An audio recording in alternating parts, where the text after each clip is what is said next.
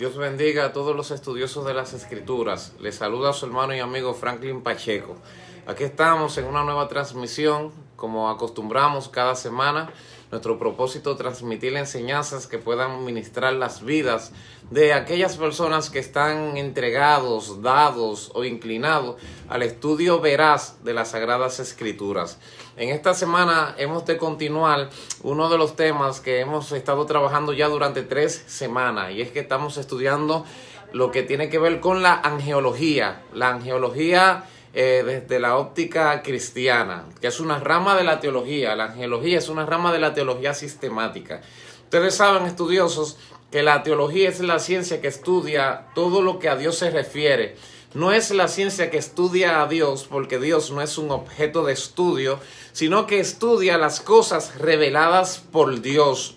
Y que la teología tiene varias dimensiones. Las 3 partes principales de la teología es la teología fundamental, la teología sistemática y la teología aplicada. La teología fundamental es aquella que tiene que ver con los fundamentos de la iglesia, es decir, aquellos elementos que son la base fundamental de nuestra fe. Es histórica y es bíblica.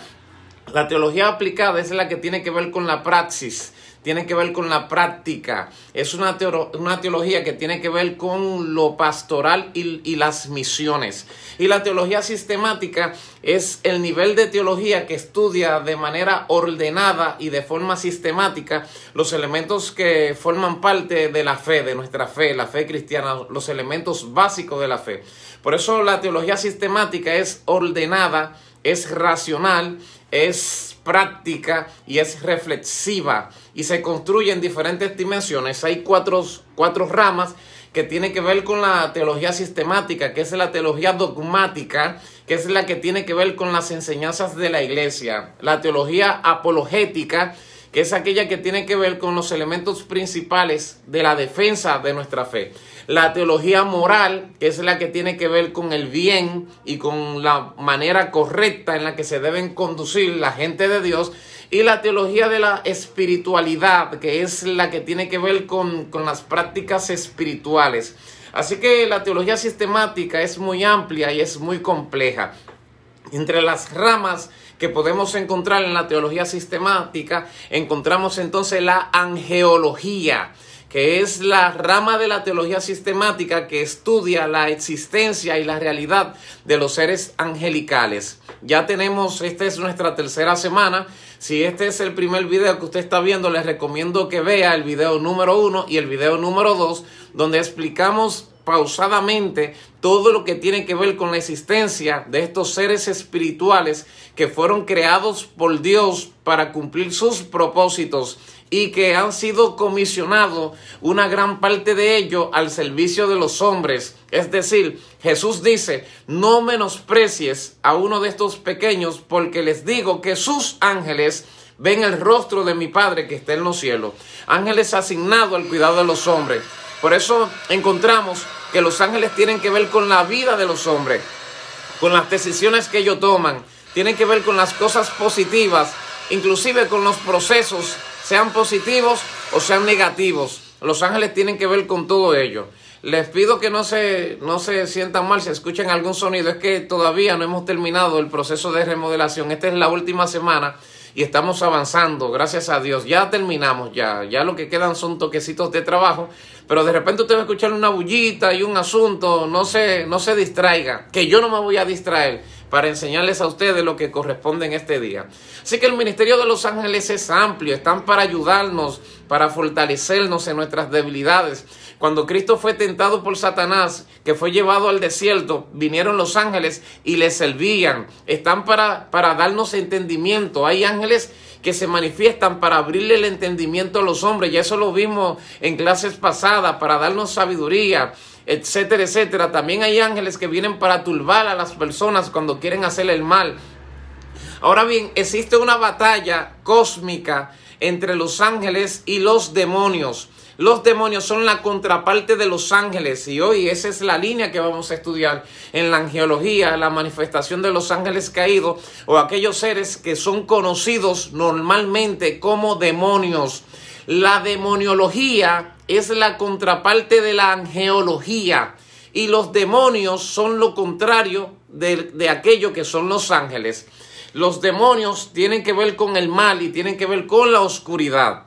Cuando se habla de un demonio, se está hablando de un ángel caído. Esa es la definición más correcta y bíblica de lo que es un ser demoníaco, un ser maligno, un ser que no fue creado para ello, pero que se distorsionaron. Ya les hemos dicho en las clases pasadas que los ángeles no tienen voluntad, que la voluntad de los ángeles tiene una sola dimensión: cumplir a cabalidad el propósito de su asignación y la razón de su creación, el propósito de su existencia. Los ángeles no pueden cuestionar la voluntad de Dios. Si Dios le dice siéntate, se sientan. Si Dios le dice ve, van. Pero hubo un tiempo en el cual Dios abrió un paréntesis para probar a todos los ángeles que estaban en su presencia, para que ellos mismos manifestaran su nivel de dignidad. Y había depositado en uno de ellos voluntad. La voluntad es un privilegio, pero también es un compromiso. Los hombres tenemos voluntad, pero precisamente el hecho de tener voluntad es lo que nos permite entrar a la presencia del Señor y ser reconocidos como hijos de Dios. Pero también la voluntad es lo que nos permite o nos hace complacer nuestros propios deseos y pecar. Por eso alguien ha dicho que Dios, cuando creó a Adán, Dios puso voluntad en Adán para que Adán no sirviera a Dios de una manera como si fuera un robot, un androide, para que Adán tuviera autonomía y para que él determinara si se inclinaba o no voluntariamente al Señor. Algunos dicen que la voluntad en Adán podía ser su debilidad, porque al fin y al cabo él escogió pecar y al escoger pecar cayó de la gracia. Así que la voluntad es un don, es una gracia, es una virtud que va acompañado con la semejanza divina. Es una de las manifestaciones de la semejanza. Semejanza viene de homoios, que es parecido en capacidad, condición y naturaleza. Y como Dios había puesto de sus capacidades y había puesto de su condición y había puesto de su naturaleza en Adán, Adán tenía voluntad para poder determinar si servía o si no servía, si hacía o si no hacía. Pues a Satanás se le puso una pizca de voluntad por su diseño, porque el diseño que él tenía era un diseño trascendental y él necesitaba él mismo tomar la decisión si se inclinaba voluntariamente a cumplir con su propósito o si tenía alguna ambición que lo alejara del propósito de su creación. Y evidentemente escogió por su voluntad alejarse del propósito de la creación y separarse de Dios. Y juntamente con él, la tercera parte de los ángeles del cielo fueron arrastrados y engañados. Y aquel día se cerró la puerta de la voluntad de los ángeles. Es decir, la voluntad se activó en los ángeles, o la libertad o la elección, como una prueba. Y cuando eso terminó, todos los ángeles fueron guardados, fueron protegidos con lo de la elección, la libre elección. Y es por eso que los ángeles no tienen voluntad. Los ángeles, la voluntad de los ángeles es inclinada a la voluntad de Dios. Y los demonios tampoco tienen voluntad. Eso es increíble.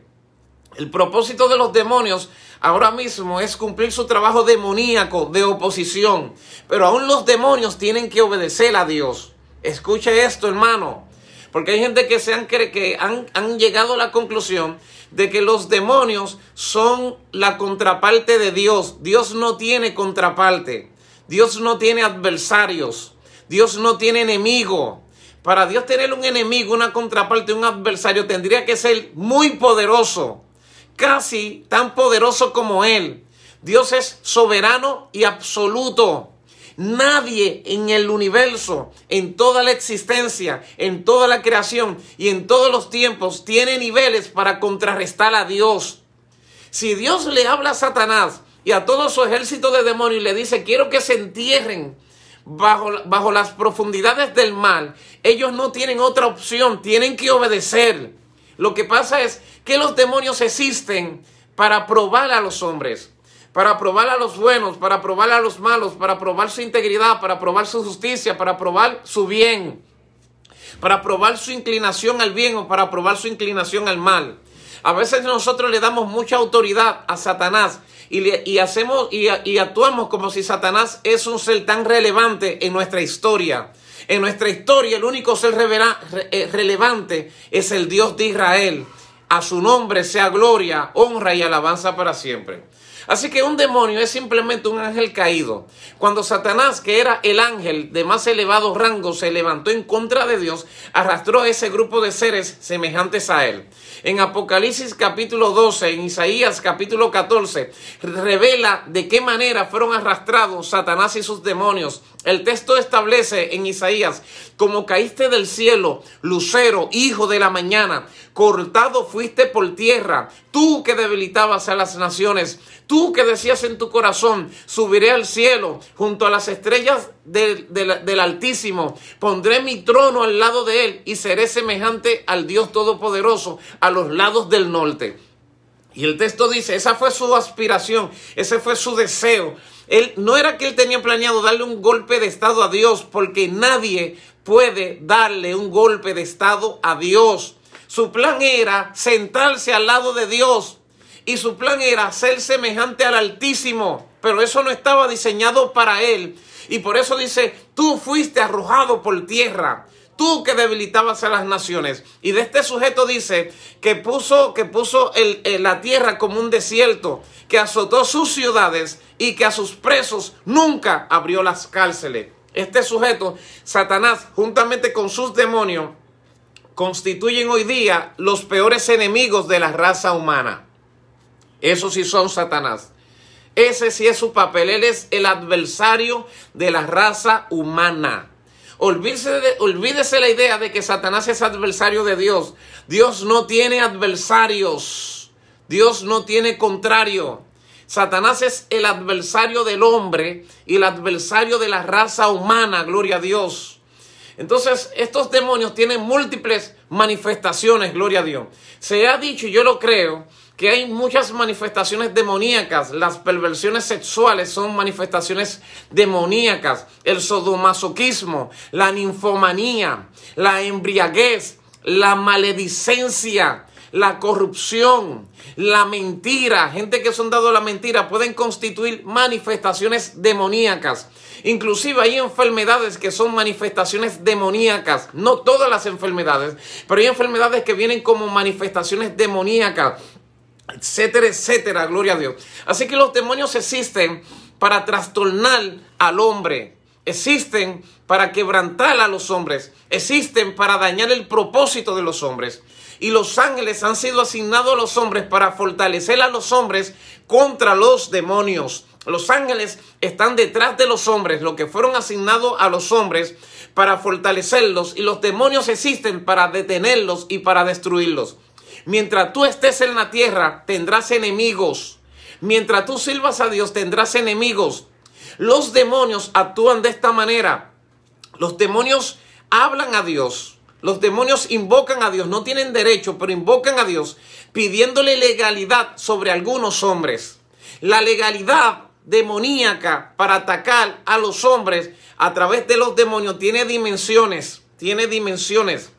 Hay gente que han preguntado, ¿puede un cristiano caer endemoniado? ¿Puede un cristiano estar bajo una atadura demoníaca?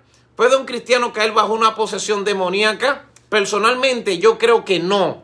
Los cristianos no pueden ser poseídos por demonios, porque los cristianos tienen la cobertura, tienen la protección del Espíritu, y la protección del Espíritu impide que los demonios entren. Por eso dice que cuando el espíritu inmundo sale de una casa, busca lugares donde habitar, porque salió de la casa. ¿Quién lo sacó? El Espíritu Santo, y el Espíritu le cierra la puerta. Pero un cristiano, si se descuida, puede ser influenciado por un demonio. Por esto es que tú te vas a dar cuenta que hay gente que tienen el sello del Espíritu. Teniendo este sello, conoce Dios a los que son suyos, y apártese de iniquidad todos los que invocan el nombre de Dios. Tienen el sello del Espíritu, pero con todo y tener el sello del Espíritu, se dejan usar por el diablo. Hay cristianos que se dejan usar por Satanás para atacar a otros cristianos, para hacerle daño a otros cristianos. no significa que esos hermanos están endemoniados, sino que por su debilidad espiritual y su falta de poder espiritual, Satanás los puede utilizar para cumplir sus propósitos. Nadie puede hacerle más daño a un siervo que a otro siervo. ¿Por qué? Porque los siervos de Dios tienen autoridad y tienen fuerza y tienen poder. Pero si yo utilizo mi autoridad, si utilizo mi fuerza y si utilizo mi poder para hacerle daño a otros siervos, los podré lastimar. ¿Por qué? Porque yo también tengo la cobertura y tengo el poder que el Señor me ha asignado. Entonces, si yo me debilito espiritualmente, Satanás me utilizará para hacerle daño a los hermanos. Pero un hermano no, Satanás no puede poseer el cuerpo de un hermano. Entonces, ¿cómo actúa Satanás contra los hermanos? Busca, número uno, legalidad. Repito, número uno, Satanás busca legalidad. ¿Qué significa eso? Significa que él necesita una puerta legal para entrar.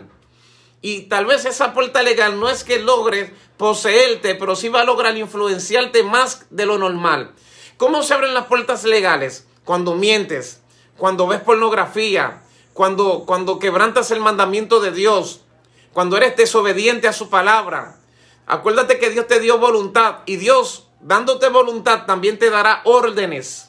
Pero las órdenes tú las vas a cumplir de acuerdo a tus criterios. ¿Entiendes? Entonces, si tú quebrantas el mandamiento divino y si tú quebrantas la palabra de Dios, le estarás abriendo una puerta legal a las tinieblas para que te influencien, para que te usen.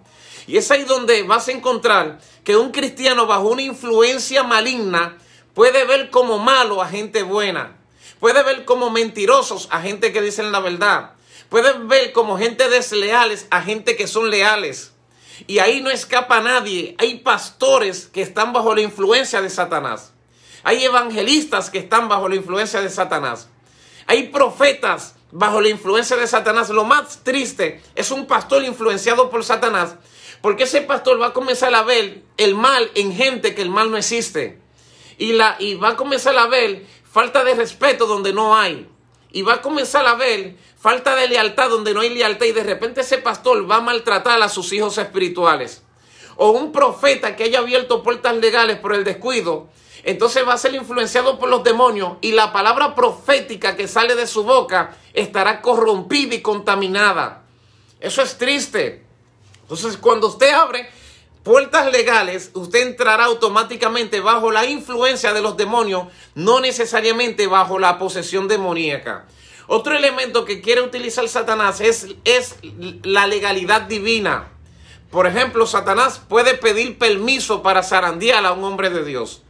Y él invoca y pide la autorización divina. Señor, tú has cercado a fulanito de tal. Tú has cercado, por ejemplo, a Melba Villa, que está aquí ahora, aunque la veo conectada. Tú has cercado a Melba Villa y yo no puedo tocarla. No puedo tocarla ni a ella, ni puedo tocarla a sus generaciones. Pero te pido permiso, déjame tocarla. Que el Señor la libre, que el Señor la cubra, gloria a Dios, que el Señor la guarde de todo mal.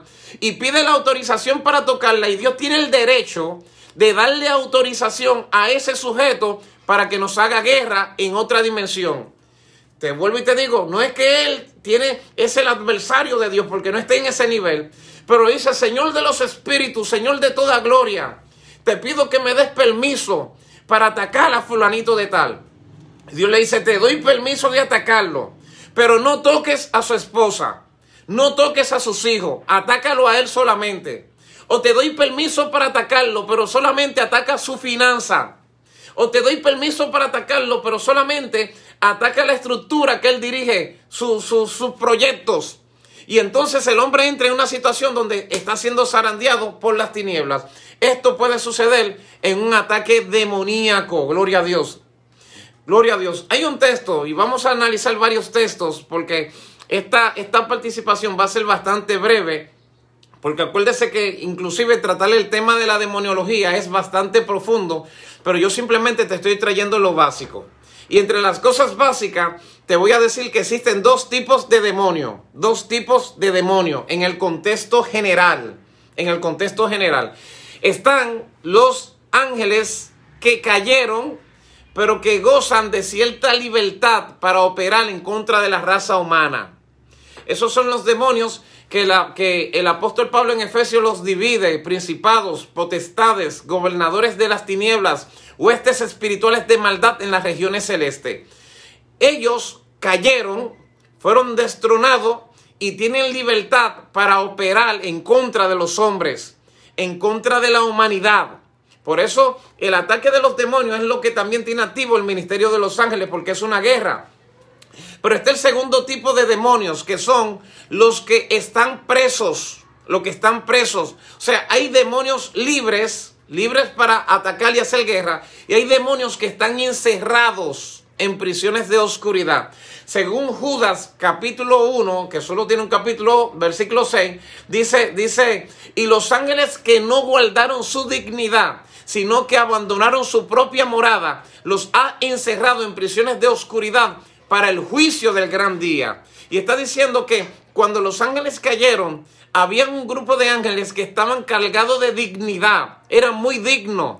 Eran tan dignos como Luzbel o como el lucero de la mañana, pero ellos no valoraron su dignidad, sino que renunciaron a su propia morada. Y Dios dice de estos ángeles que Dios no les permitió estar libre atacando a los hombres, sino que los encerró en prisiones de oscuridad para el juicio del gran día. Esos ángeles están trancados y presos en el abismo hasta el final de los tiempos. Y saldrán solamente para el juicio de los ángeles caídos, porque hay un juicio para los ángeles caídos. Pues en esta estructura se revela el ministerio de los demonios. Oiga esto, ¿sabía usted que el trabajo de los demonios también es un ministerio? Y que el concepto de ministerio no solamente tiene que ver con las cosas de la iglesia. La palabra para ministerio tiene que ver con servicio. Y la palabra para ministro y ministerio es emsaret, que se traduce como alguien que es subalterno, alguien que tiene un propósito. Los demonios tienen un ministerio y su ministerio está sujeto al que los venció, Satanás. La Biblia dice, oye lo que dice la Biblia: si alguien es vencido por otro, es hecho esclavo de aquel que le vence. Por ejemplo, en la antigüedad, si yo te vencía, tú eras mi siervo. Satanás venció a los ángeles porque los hizo caer. Y todos esos ángeles, la tercera parte, están bajo su servicio. Ellos son ministros de Satanás. Dios tiene ministros. Los ministros de Dios son los ángeles. Y los ministros de Satanás son los demonios. Y así como los ángeles, inclusive los demonios, tienen que hacer perfectamente la voluntad de Dios, los demonios tienen que hacer la voluntad de Satanás. Pero la voluntad de los demonios, que es la voluntad de Satanás, no puede trascender a la voluntad de Dios. Ellos tienen límites divinos. Dios le ha dicho, de ahí no puedes pasar. Entonces ellos tienen que operar bajo los límites que Dios le ha impuesto. Así que los demonios que sirven a Satanás hacen su voluntad, y la voluntad de Satanás es destruir al hombre. Los demonios tienen autoridad para destruir a los hombres que se alejan de Dios, en las drogas, en el alcohol, en la prostitución, en la mentira, en los homicidios, en los suicidios y en todo tipo de pecados habidos y por haber. Por eso es que usted se da cuenta que los hombres se han inclinado, como no aprobaron tener en cuenta a Dios, Dios los entregó a una mente reprobada, la de Satanás, para hacer cosas que no convienen. Dice que los llenó, los hastió de injusticias, fornicaciones, perversidades, avaricias, maldades, homicidios, contienda, engaño, malignidades, murmuraciones, detracciones. Se convirtieron en aborrecedores de Dios y hacen que los hombres aborrezcan a Dios. Injuriosos, soberbios, desleales, altivos, implacables, sin misericordia. Se manifiestan contra los hombres en esta dimensión. Por esto los demonios no tienen amor. Los demonios no tienen misericordia. Los demonios no tienen piedad. Los demonios no tienen integridad. A Satanás solamente. No saben lo que es la justicia. Su propósito es destruir tu familia, destruir tu casa, destruir tu vida, impedir que te desarrolles, impedir que crezca. Si tú fueses sabio y entendido, tratarías nunca de que los demonios puedan tomar control en tu vida y tratarías nunca de ponerte en las manos de los demonios. Cada vez que un cristiano miente y hace cosas malas, se está poniendo en la mano de sus enemigos y esto es atroz. Hay algunos textos que quiero que leamos, estudiosos, y el primero está en Mateo capítulo 4, versículo 1. Mateo capítulo 4, versículo 1, y yo quiero que lo lean conmigo. Oiga lo que dice. Entonces Jesús fue llevado por el Espíritu al desierto para ser tentado por el diablo. Que el Señor los reprenda. Primero, aquí hay una cuestión, y yo espero que a ustedes no les choque, y si les choca, pásenlo por alto, que acuérdense que estudiando que estamos, y yo tengo que decirles las cosas como son. Normalmente, cuando nosotros encontramos la palabra espíritu en mayúscula, entendemos que es el Espíritu Santo. Pero hay un problema aquí. Y es que al principio los textos que entraron al canon griego, canon hebreo, y los textos antiguos al principio no tenían vocales, no tenían vocalización, ni tampoco tenían puntualización. La vocalización y la puntualización la trajeron los masoretas en los siglos posteriores a los textos, luego de que se escribieron. Por eso están los textos masoréticos y los textos premasoréticos. Algunos que han estudiado un poquito el origen de los textos bíblicos entienden bien lo que le estoy diciendo. Al principio todas las escrituras eran simplemente consonantes, no tenían vocales y tampoco tenían puntualización. Así que la gente tenía que leer todo y la gente entendía lo que leía. El punto es que cuando comenzaron a puntualizar el texto y añadirle vocalización al texto, hubieron personas que cometieron algunas manifestaciones, porque al principio no había ni mayúscula ni minúscula. Lo que quiero dejarle dicho es que este texto es cuestionable y es aquí donde voy. Por ejemplo, entonces Jesús fue llevado por el Espíritu al desierto. Lo encontramos con E mayúscula, pero la realidad es que nunca se ha sabido si la E es mayúscula o minúscula. Nunca se ha sabido. Por eso no se sabe a ciencia cierta si fue el Espíritu o el Espíritu. ¿Estás entendiendo el asunto? Gloria a Dios. ¿Entiendes? Ponte a pensar en esto. Jesús fue llevado por el Espíritu para ser tentado por el diablo. Pero queda el texto que dice que Dios no puede ser tentado por el mal, ni Él tienta a nadie, sino que cada uno es tentado cuando de su propia concupiscencia se ha traído seducido, etcétera, etcétera, o las inclinaciones al mal, que en este caso Satanás trató de hacer que Cristo cayera de la gracia. Así que al fin y al cabo, no se sabe cuál fue el espíritu que llevó a Jesús al desierto. Usted puede decir, fue el Espíritu de Dios, pero también se puede decir que fue el espíritu de las tinieblas. Acuérdese que Jesús vino para enfrentar a Satanás y se puso en su terreno de juego, en su terreno de batalla, y fue llevado para ser tentado. Pero la tentación, Jesús prevaleció porque estaba lleno del poder del Dios de Israel. Así que en esta guerra, en la guerra contra los demonios, es posible que en un momento determinado Satanás te empuje a un lugar para tentarte, aunque tenga autorización divina, porque sin la autorización divina no lo puede hacer. Pero eso no significa que es el Espíritu de Dios que te está llevando. Este es un texto donde no se sabe. Teológicamente no te estoy inventando nada, ni estoy interpretando nada. Te estoy hablando desde la dimensión teológica. No se sabe si espíritu aquí es el Espíritu Santo o fue el espíritu de un demonio, porque en el original no está en mayúscula la palabra, porque la mayúscula no existía. Ok, continuando echando eso, ¿verdad?, a un lado, pero para que tú lo entiendas, vamos a continuar con el versículo 2. Y dice, y después de haber ayunado 40 días y 40 noches, tuvo hambre, y vino el tentador y le dijo, si eres hijo de Dios, di que esta piedra se conviertan en pan. Y aquí comienza su trabajo, las tinieblas. Vino el tentador, el tentador. Ese es el propósito de Satanás, y esa es su dimensión. Esa es la razón de su existencia, para tentar a los hombres. ¿Qué fue lo que hizo con Adán y Eva? Los tentó. ¿Qué fue lo que hizo con Jesús? Lo tentó. El segundo Adán, que no cayó en la tentación. Entonces, dependiendo la dimensión y el ministerio del hombre, así será el espíritu que le tiente. Por ejemplo, no podía venir un principado a tentar a Jesús. ni podía venir un potestade, ni podía venir un gobernador de las tinieblas, ni podía venir huestes, ni podían venir demonitos rasos, pelapapa.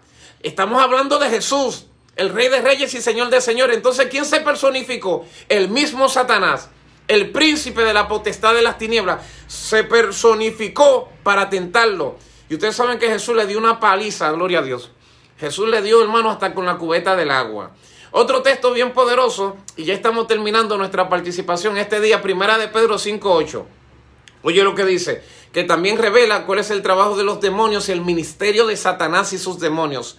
Primera de Pedro 5:8 dice, sed sobrios y velad, porque vuestro adversario, el diablo, como león rugiente, anda alrededor buscando a quien devorar, al cual resistid firmes en la fe, sabiendo que los mismos padecimientos se van cumpliendo en vuestros hermanos por todo el mundo. Dice vuestro adversario, el diablo. Adversario y diablo es lo mismo. Él le pone énfasis a la palabra.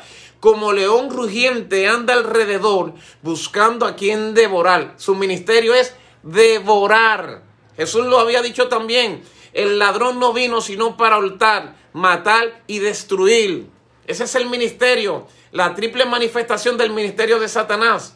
Y en matar está también este asunto, devorar, gloria a Dios, buscando a quien devorar para matarlo. ¿Para qué? Para destruirlo. Y él dice, espérate, no dejes que te destruya, no dejes que te mate, resístelo firmemente en la fe. Y entiende esto, que los mismos padecimientos se van cumpliendo en vuestros hermanos alrededor del mundo. Uno a veces se pregunta al Señor, ¿por qué tú permites que los justos sufran? ¿Por qué tú permites que Satanás le levante calumnia a los justos? ¿Por qué tú permites que Satanás tiente a tus hijos y que ellos sufran tanto? Lo que sucede es que esos sufrimientos y esos levantamientos son manifestaciones espirituales permitidas por Dios para despertar los potenciales escondidos dentro del hombre. Es que si no fuese por esos procesos, tú no creces. Cuantas veces has sido tentado y superas la tentación, tu nivel al final de una tentación es mayor que al principio. Así que Satanás es como un biocatalizador de las bendiciones. Me explico. Hay situaciones que te suceden en tu cuerpo cuando tu cuerpo está siendo transformado. Cuando a un niño le están saliendo los dientes, le da fiebre y le da dolor de cabeza y vomitan. Y le suceden cosas porque su cuerpo está cambiando, porque no tenía dientes, solamente podía beber leche, pero ahora va a entrar en el nivel de poder masticar los alimentos. Entonces ese proceso que pasan es doloroso, pero le está entrando a otra dimensión. Entonces Satanás es un biocatalizador de transformaciones espirituales. Ese es su trabajo. Él es un siervo, un subalterno, un ministro, alguien que está por debajo de su Señor. Todos están por debajo del Señor. Entonces, el propósito de él es hacerte daño, porque los ángeles no te van a hacer daño. Los ángeles no fueron diseñados para hacerte sufrir. Los ángeles fueron diseñados para darte entendimiento y para darte fortaleza. Así que Dios tiene a quienes te hagan sufrir para que tú te biocatalices, para que tú te fortalezcas, para que tú crezcas, para que levantes musculaturas espirituales, para que te vuelvas poderoso. Tú no vas a reprender a un ángel, pero vas a reprender a un demonio. ¿Tú entiendes? Entonces, en esta guerra, el propósito es que tú seas más grande. El problema es que hay creyentes que por no tener resistencia, por falta de espiritualidad y por alejarse de Dios, caen en la batalla contra los demonios. Pero inclusive Dios es tan poderoso que esas mismas batallas y esas mismas guerras la utiliza Dios para bendecirte.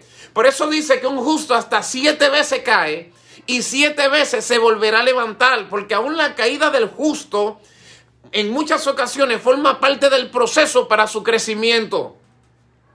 Alabado sea Dios eternamente y para siempre, gloria a Dios. Así que dice, resístelo firmemente, resístelo en la fe, porque los mismos padecimientos que tú estás sufriendo se van cumpliendo en todos tus hermanos alrededor del mundo, gloria a Dios.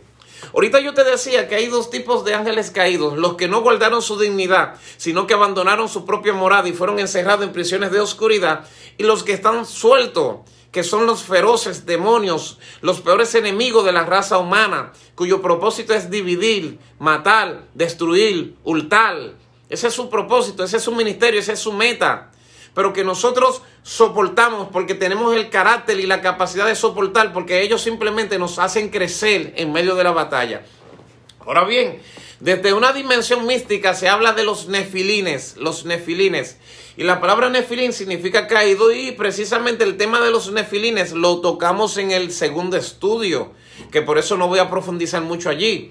Y hablamos del libro de Enoc y los 200 ángeles, los 200 guardianes, gloria a Dios, que eran muchos, que tenían que cuidar los hombres, pero que 200 de ellos se descarriaron y surgieron los nefilines, que viendo los hijos de Dios que las hijas de los hombres eran hermosas, tomaron para sí mujeres, y que sus hijos fueron los gigantes que arrasaron la tierra. Entonces hay dos pensamientos, algunos que dicen que los hijos de Dios eran ángeles que se descarriaron, o que juraron, hicieron un pacto de vivir con las hijas de los hombres y convivir con ellos. Esa idea es una idea que ha sido aceptada en muchas comunidades de creyentes. Personalmente no estoy de acuerdo con esa idea y no la comparto, pero para nada.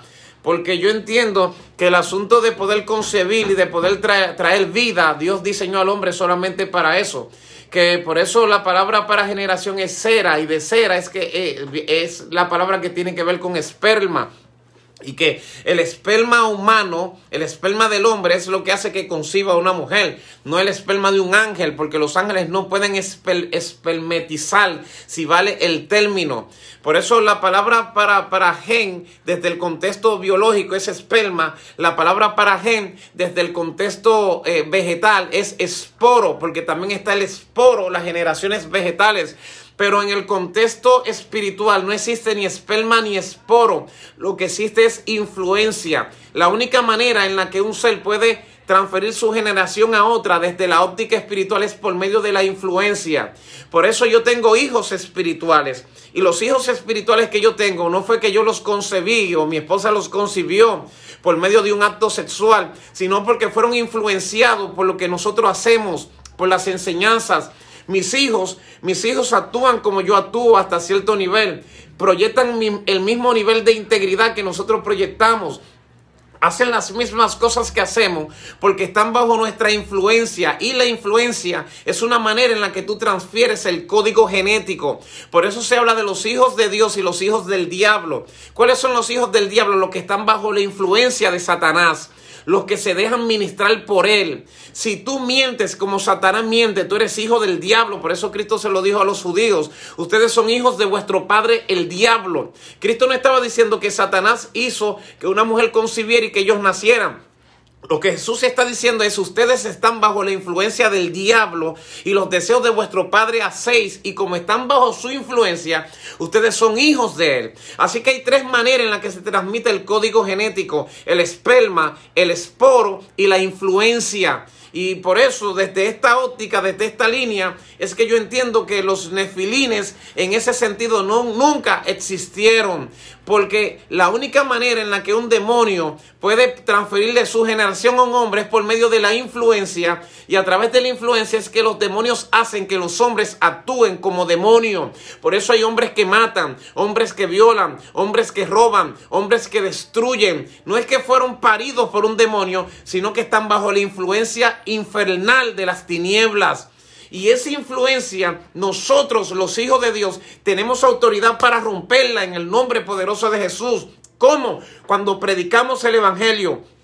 Cuando yo predico el evangelio y un hijo de las tinieblas me escucha, es posible que la voz del evangelio que predico pueda afectar su alma y su espíritu, y yo comience a influenciarlo. Y cuando yo comienzo a influenciarlo, entonces comienzan a mudarse los códigos genéticos de la influencia del diablo sobre él a la influencia del espíritu sobre él, que es la que le estoy transmitiendo yo. Y es por eso que nosotros, cuando predicamos, hacemos que los adictos a las drogas se vuelvan evangelistas, que los homosexuales se vuelvan hombres de Dios, que las prostitutas se vuelvan misioneras, que los que andan mendigando en la calle se vuelvan pastores. ¿Por qué? Porque hubo un cambio genético, generacional, ministrado por la influencia de alguien que estaba bajo la influencia de alguien que estaba bajo la influencia de Dios.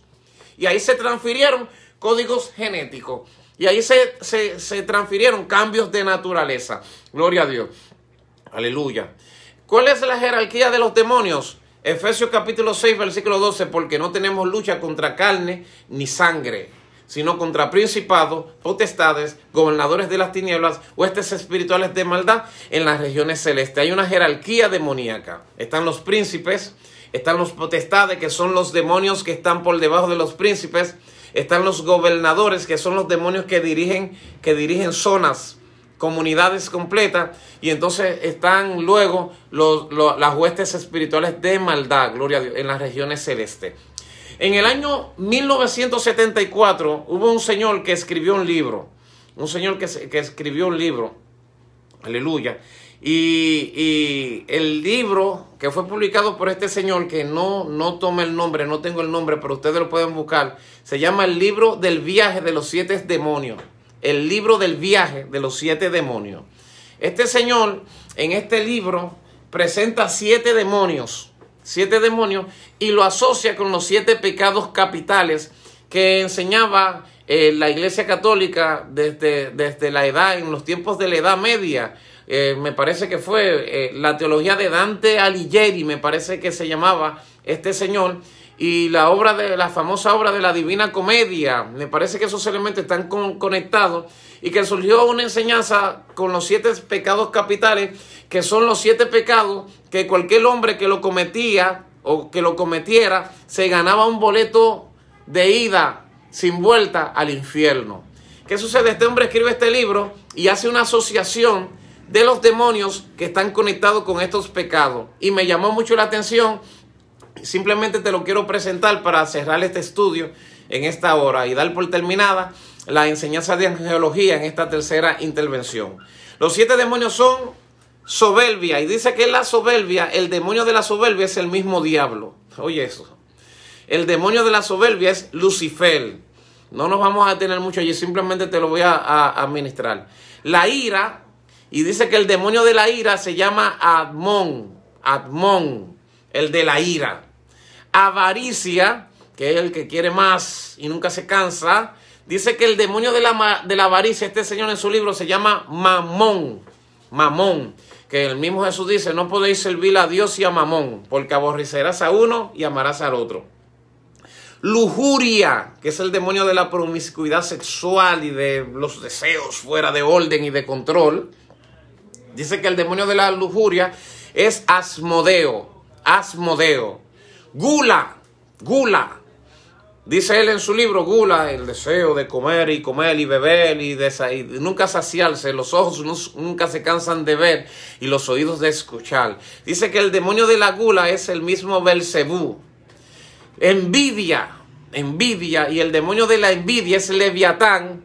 Y pereza, el demonio de la pereza es Belfegor. Ellos hay muchos materiales que presentan nombres de demonios y muchas dimensiones demoníacas. Si tú quieres estudiarlo, chequearlo, puedes chequearlo. Pero yo te recomiendo que lo que tú domines acerca del mundo de las tinieblas y de los demonios se suscriba principalmente a lo que dice la Biblia y no te metas mucho a dimensiones que tal vez el Señor no te ha llamado. Ahora, si Dios te llamó a investigar acerca de los demonios, investiga. Pero creo que el conocimiento bíblico es fundamental para tú entender que tienes poder contra los demonios, que el Señor te ha dado autoridad, que Jesús dijo, vi a Satanás caer del cielo como un rayo. Es aquí que les doy potestad de hollar serpientes y escorpiones y sobre toda fuerza del maligno y nada os dañará.